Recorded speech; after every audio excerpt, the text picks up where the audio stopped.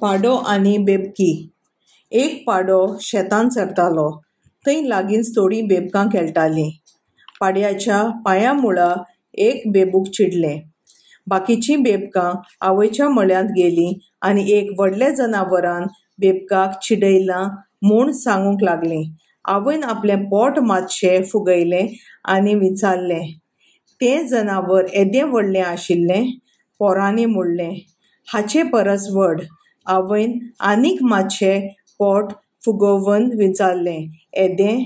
भुरग्यांनी म्हणलें, आवय, तूं कितलेंय फुगली म्हूण ताचे येदी जावची ना.